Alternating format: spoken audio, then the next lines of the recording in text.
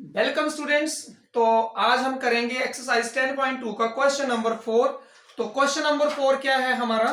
Question number 4 है हमारे पास exercise 10.2 हमारी चल रही है और इसका क्वेश्चन नंबर 4 क्या है हमारे पास? पहले हम क्वेश्चन लिखते हैं। क्वेश्चन क्या है? Prove that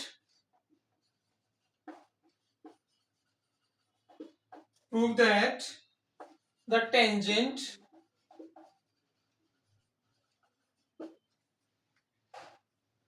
tangents drawn at the ends of a diameter of a circle are parallel।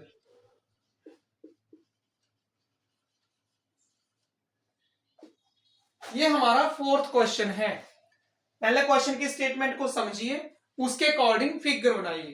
क्या है? Prove that the tangents drawn at the ends of a diameter of a circle are parallel. Means क्या बोला गया है? एक circle है, सबसे पहले हम एक सर्कल ड्रॉ करते हैं।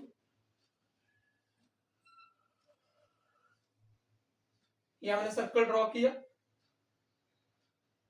और ये इसका सेंटर है और हमने एक डायमीटर ड्रॉ किया।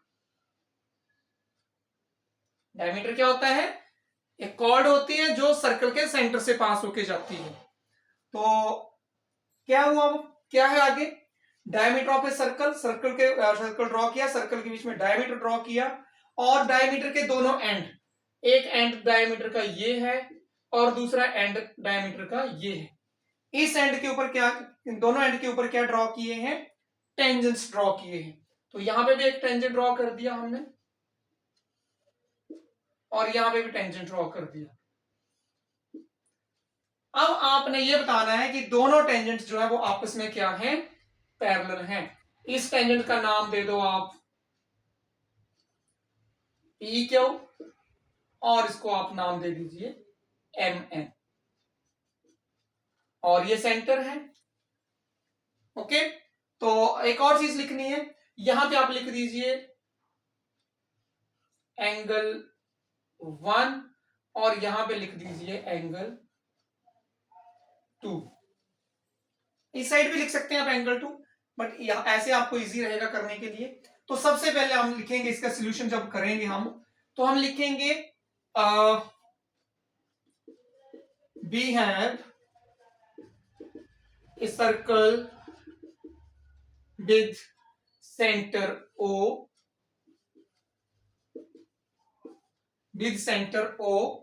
and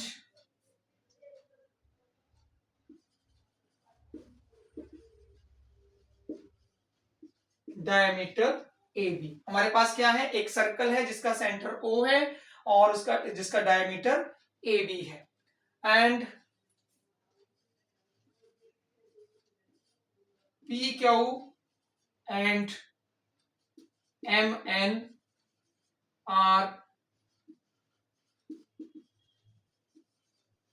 two tangents at point A and B respectively। PQ जो है वो A पॉइंट के ऊपर है और जो MN है वो कौन से पॉइंट पे है? टेंजेंट्स B पॉइंट के ऊपर है यहां पे।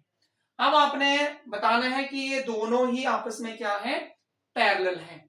तो देखिए हम क्या लिखेंगे, we know that angle between tangent and radius is 90 degree. हमें पता है कि टेंजेंट्स और रेडियस के बीच में एंगल कितने डिग्री का होता है? 90 डिग्री का होता है। तो यहां पे देखिए, so from figure we have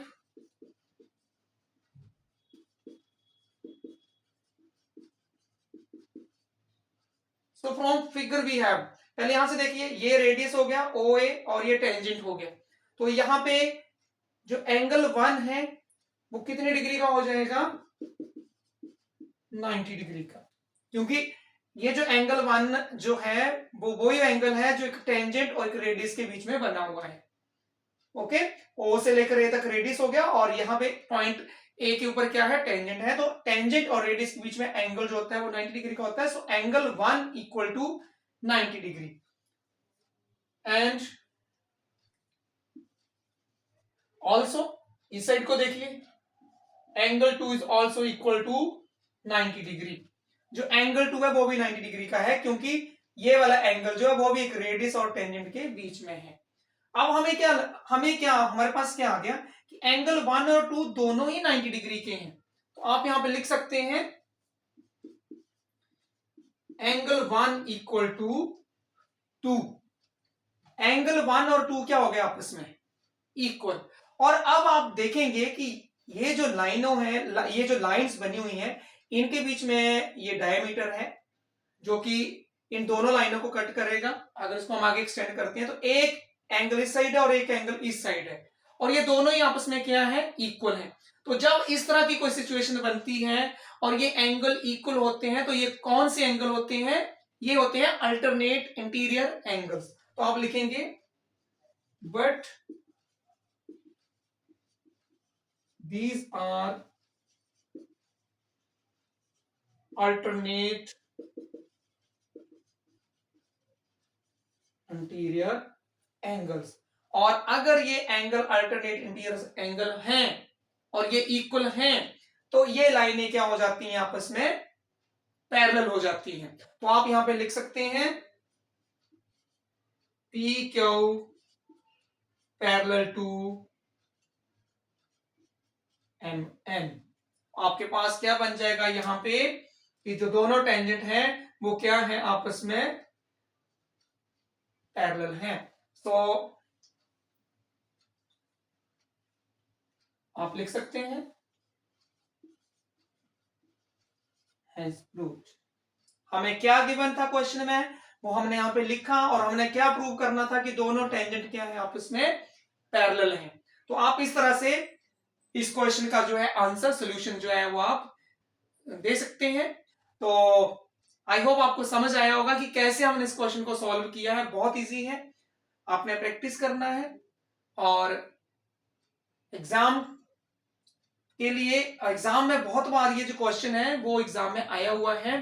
तो आई होप आपको समझ आया होगा कि कैसे हमने इसको सॉल्व किया है। तो आज की क्लास में इतना ही।